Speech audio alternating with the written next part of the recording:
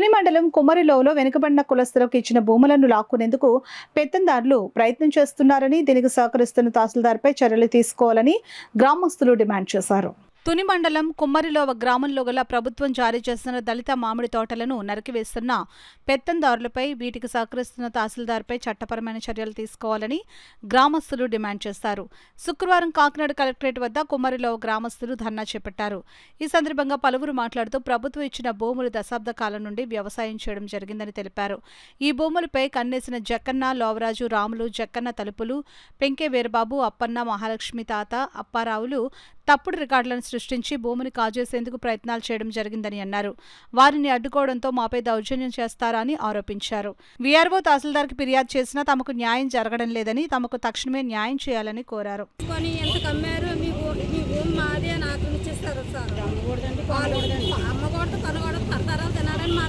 చెప్పాడండి. ఆ భూమి వల్ల మా తాత కూడా బెంగెట్టుకొని చనిపోయారు సార్.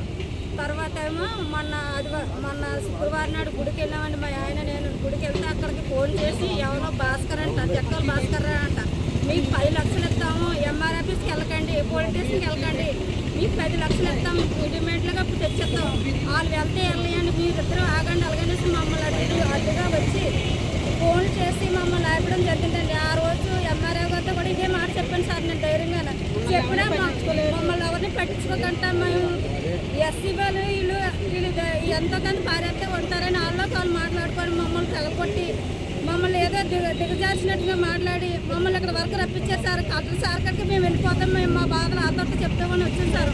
వాళ్ళు పంట నరుపుకుంటారు, ఏం చేసుకుంటారు, మా భూములు మాకు వచ్చేలా చేస్తారని, ఆ సార్ మాకు న్యాయం చేస్తారని మేము ఏడుస్తూ వచ్చాం సార్. గంజులు కొడుకులు లేకుండా పొద్దున్న పోలీస్ స్టేషన్ 9 గంటలకు వెళ్ళి రాత్రి 10 గంటల వరకు ఉన్నాం సార్. పిల్లలు తల్లి వదిలేసుకొని మేము గంజులు లేవు, కడుపులు లేవు, ఏమీ లేవు. మేము దిక్కుమాలలాగా సార్లు మమ్మల్ని కాపాడండి. వాళ్ళు మా భూమిని ఆక్రమించుకొని మమ్మల్ని పడుతున్నారు సార్. మా కళ్ళన్నీ బాగా కొట్టుకొని పెట్టిపోతారు. మా తాత మా మామ అనుభవించమని మాకు ఇచ్చారు సార్. మాకు దౌర్జన్యంగా వాళ్ళు తీసుకుంటారు సార్. ఏ రాసుకున్నారు సార్. సంతకాలు కూడా మా తాత మామకి రాదు సార్. మళ్ళీ అన్యాయం చేస్తూ వాళ్ళకే సపోర్ట్ చేస్తూ ఆ చెట్లను తీసుకెళ్లే విధంగా తహసీల్దార్ యొక్క విధానాలు అక్కడ కనపడుతూ ఉన్నాయి.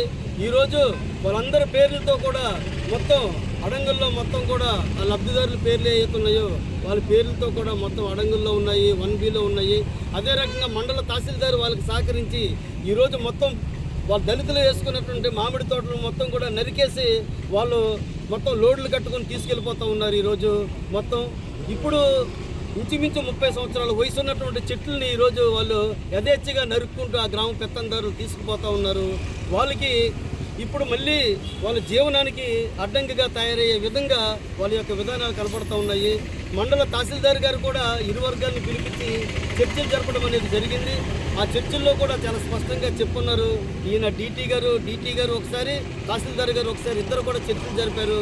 ఈ చర్చల ఫలితం కూడా వాళ్ళు కనీసం వాళ్ళ చర్చల్లో చెప్పిన విధంగా కూడా వాళ్ళు అక్కడ వీఆర్ఓ గారిని కానీ లేదా గ్రామ వీఆర్ఏని కానీ అక్కడ కాపలా పెట్టలేదు. మొత్తం పంటలు యథేచ్ఛగా నరుక్కుంటూ పోతూ ఉన్నారు. దళితులకి ఈరోజు అక్కడ అన్యాయం జరుగుతూ ఉంది. ఎస్సీ ఎస్టీ చట్టం 3(1) ప్రకారం 4-5 సెక్షన్ల సబ్ సెక్షన్ల ప్రకారం తహసీల్దార్ మీద, ఆ గ్రామ పెత్తందారుల మీద ఎస్సీ ఎస్టీ అట్రాసిటీ చట్టం కేసు నమోదు చేయాలని చెప్పేసి ప్రధానంగా మేము డిమాండ్ చేస్తాం.